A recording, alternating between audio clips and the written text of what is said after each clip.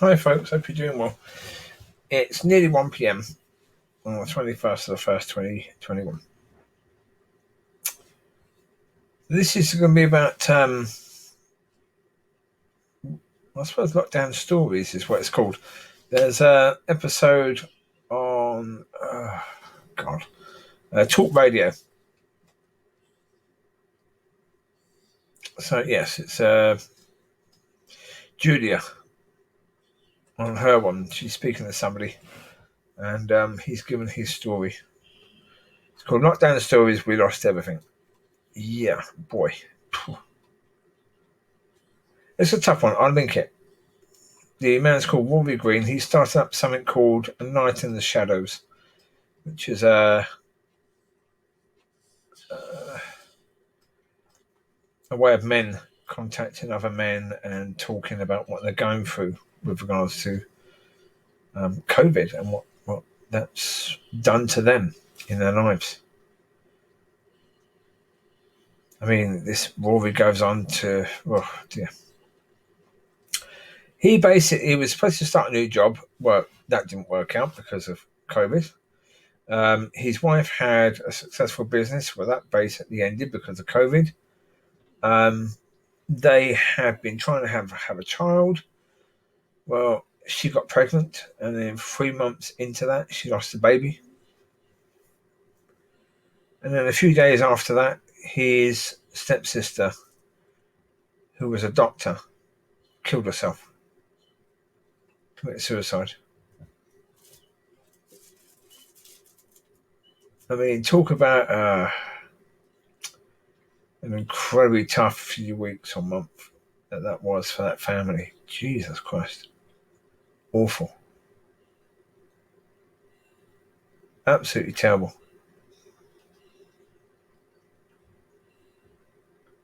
But that sort of story isn't rare. That's the thing. Don't watch that and think, yeah, this is a rare event. It's not.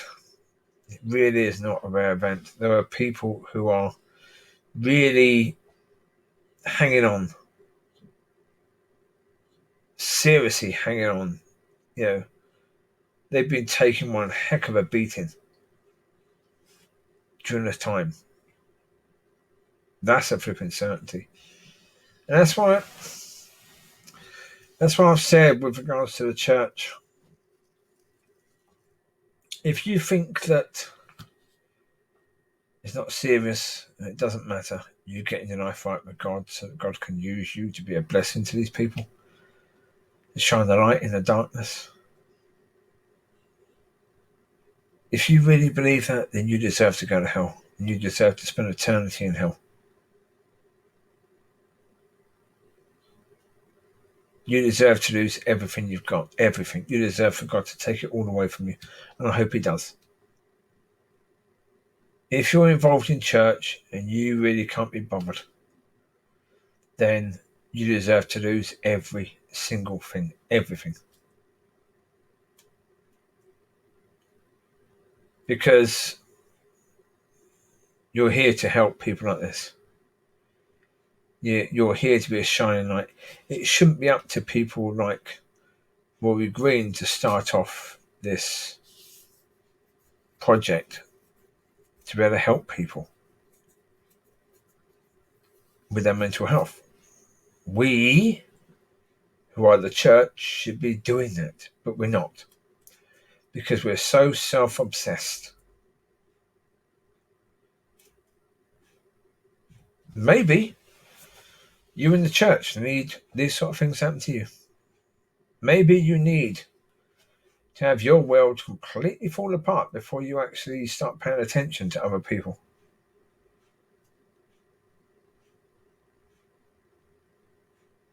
I don't know. I know that the world is in an incredibly dark place and it needs light. And while it needs light, what are we providing?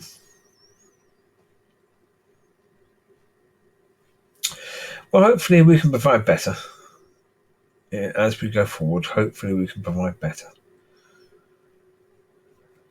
Hopefully we can get ourselves right so that we can... I did a video last night and as I said there, on that one. These people like Rory Green, they deserve for us to do everything we can do to be the people we need to be so that they can see God in us. Because that's what they need. They need that. That's the reality. I'm going to edit that video in a little while. I'm going to put it on. It needs to be done.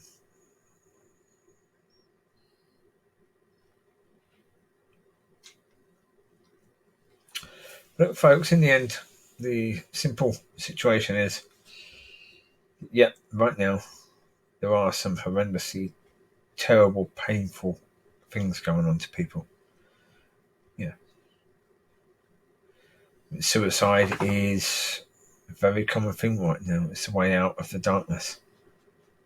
Or at least people think it's the way out of the darkness. It really isn't, but they think it is.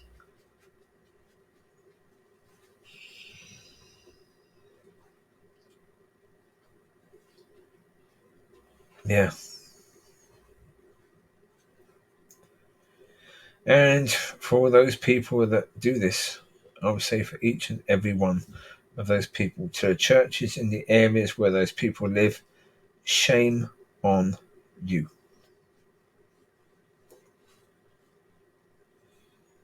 Shame on you.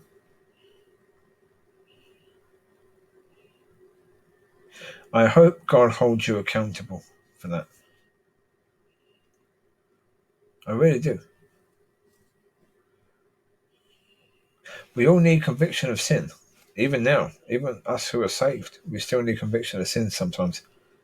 And the churches in those areas where those people are committing suicide through lack of hope, you need to be convicted of that sin. You should have been there for those people. You should have been shining a light in the darkness. You, who are called by God, should have been there. Obviously, you were not. Shame on you.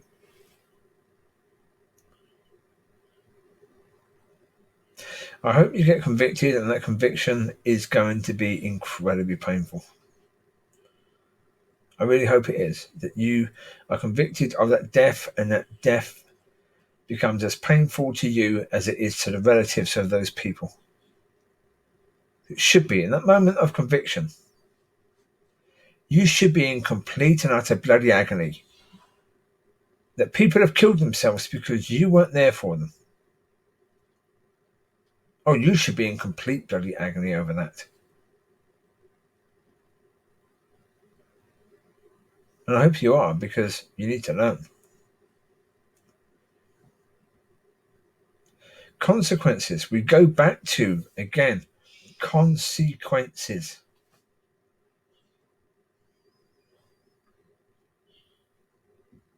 The lack of light. Had there been light, had there been people in the community, this man's, was it stepsister? Not sure. I think stepsister. Not totally sure. 1 second. Yeah. Okay, this man's stepsister. He doesn't give the name of the stepsister. It's not relevant. Not to the story, not to his story. She, an NHS doctor, goes to work. She's been trained to save life. Same as many, many doctors around the world. Been trained to save lives. That's what their job is. Now, look at it from the point of view of bloody COVID. They go into work and all they see is death, death, death, death, death. They get people and they're struggling to breathe a bit. Well, okay, they do what they're trained to do. That's just save the person. No, another death. What about that person in the next bed? Oh, dead. And the person in the next bed? Oh, dead. They go home. They can't go and spend time with their family just in case they get the virus, because if they get the virus, they can't go back to work. So they can't really go home, can they? So they have to go into somewhere, wherever it's going to be, where they can't really interact with people. Yeah,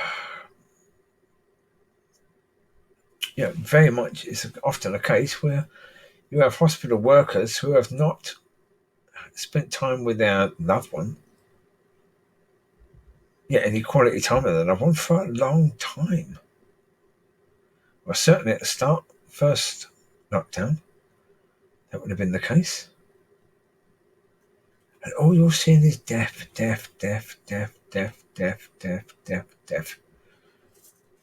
Young people, old people, but mainly old people. And you're seeing death, but now in a situation where the relatives can't come and say goodbye. So, of course, you've got to explain to these people who desperately want to comfort their loved ones who are dying. You can't do that. Imagine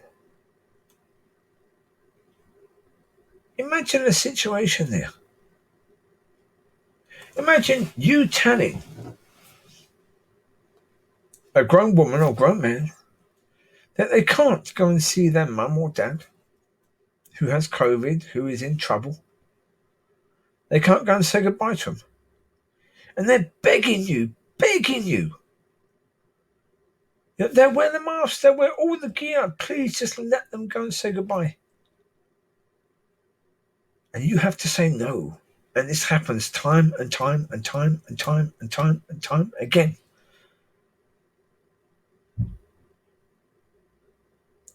What you need in that sort of circumstances is the light of the Lord shining in that darkness. You need a church reaching out to people, offering some sort of counselling service, offering these nurses, these doctors to unload, to shout, to scream, to do whatever it is they have to do. Do they have it? Do they have that? You can't offer them a shoulder to cry on because you can't get that close to somebody now. But you can do it over the phone. You can do it over Skype or whatever else. Video chat. Is that going on? Or was it going on then? Probably not. Why not? Because people weren't being guided by God to do it. Shame on you.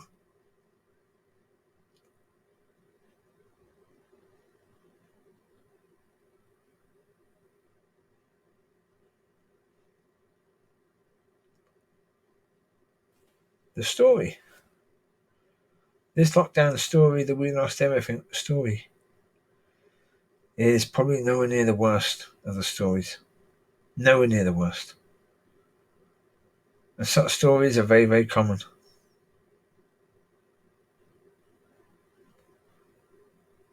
The amount of pain and even to a point agony that people have gone through is bloody unbelievable. And we have to acknowledge that there are some people that are barely holding on. There was some chap last night who was talking about his children. I forgot what his name was. I'll find it. Oh, there you go. Neil Oliver. This generation has internalized that lockdowns are the new normal. And basically what he was saying in that is that even his children and his children's friends, basically they were making plans for the future, and now they have the attitude now as, what's the point? They don't see that there's any future for them now. They're young people, and that now they won't talk about the future anymore.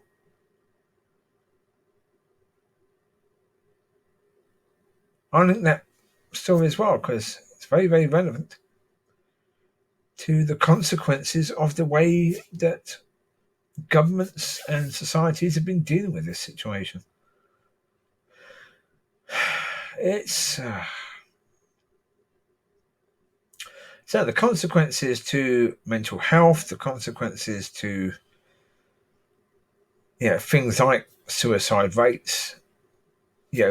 Talk radio have been talking about this, which is why I quite enjoy talk radio. I mean, some of the people are quite good because they do talk about this stuff and they talk about it a lot. But they've been talking about it really for at least 6 months. That you look at the deaths where people have actually had the virus and died because of the virus. You also have to understand the amount of deaths that are going to be caused because of the way this has been handled, the way we've been doing things. And that's as big a thing, isn't it, really? The deaths because of that are going to be horrendous. I mean, suicide rates in the winter, certainly around Christmas time, are usually fairly high anyway.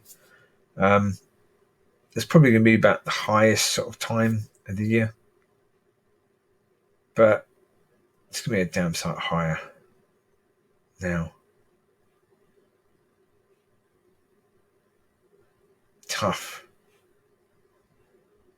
Well, of course, we don't know why the young lady, the NHS doctor in this particular story, why she killed herself, we don't know. No idea. It might have been because of what she's seen at the hospital. Lack of hope. That might have been it. Might have been something completely different. I can't say that this is why this particular woman did that, but there are a lot of people who have either killed themselves or close to because of what they've seen in their job, especially those in the area of hospitals. The people initially dealing with COVID and dealing with the huge amounts of deaths. I mean, by all accounts, the death rate has gone up again. So, of course, these doctors and nurses have been seeing that again now. Difficult, to say the least.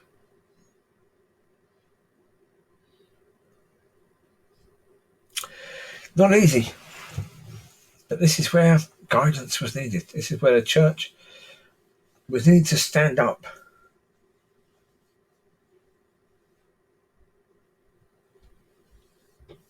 But the problem is we weren't being led by God beforehand. And even though some churches are now sort of online church, don't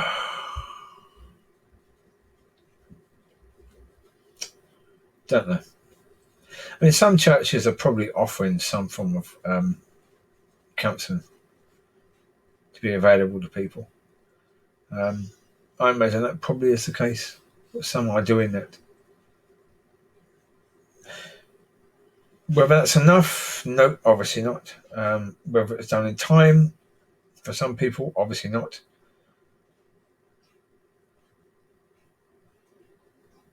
Yeah. One thing this virus has really shown is really how, I say twofold. It's shown how big the harvest is, but it's also shown how dark the world really is.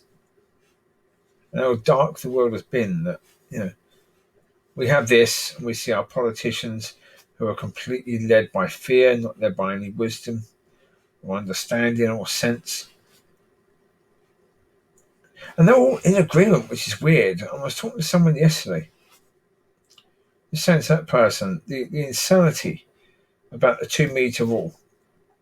2 meter rule is completely insane. It makes no sense at all. Because if you've got a mask on, and the other person's got a mask on, you don't need a 2 meter rule. Not really. Not really. If everyone's got a mask on, you don't really need that.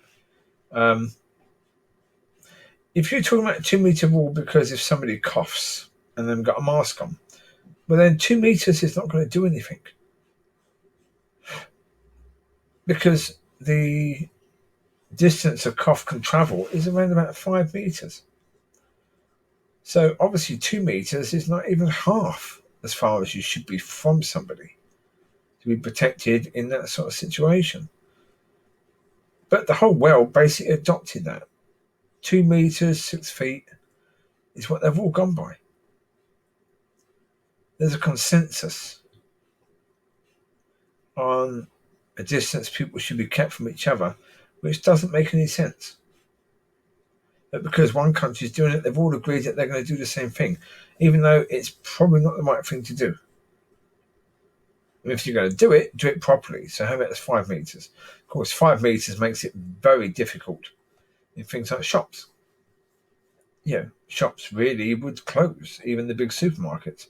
Wouldn't be able to survive if it's 5 meters. So maybe 2 meters was chosen so that those sort of places could stay open. I don't know. Seems quite possible, doesn't it, really? And the masks, educate people, tell people the truth about the blinking masks. That unless you've got the proper sort of ones that they have in hospitals, that mask is not really going to protect you if someone is not wearing a mask and they cough in your area. Because you're going to be breathing in whatever's in the area. What it does do is, if you've got COVID and you've got a mask on and you cough, then the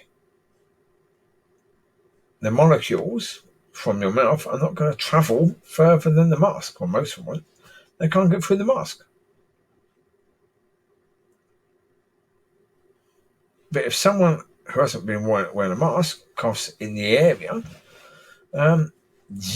you walk through the area even a few minutes later, chances are you're going to pick some molecules up. You're going to breathe them in. Because these masks are breathable, so therefore you're going to breathe it in. So unless, some of the TV programs, hospital ones, are now showing doctors and nurses wearing 2 masks at one time, maybe that will protect you. One, no. And washing hands, even that. How often are you supposed to wash your hands? If you wash your hands too often, then you're causing yourself problems that could have a long-lasting effect later on, even after COVID is dealt with. Because any good bacteria on your hands is being washed off if you're washing your hands too often. Also, if you're using the high-level alcohol wash, chances are some of that is getting into your skin and getting into your blood supply. So if you're washing your hands all the time with that stuff, you're not safe to drive. Well, potentially, you're not safe to drive. You could be tested and come across as over the limit because you're washing your hands all the time. Yeah. Not a good idea, is it, really?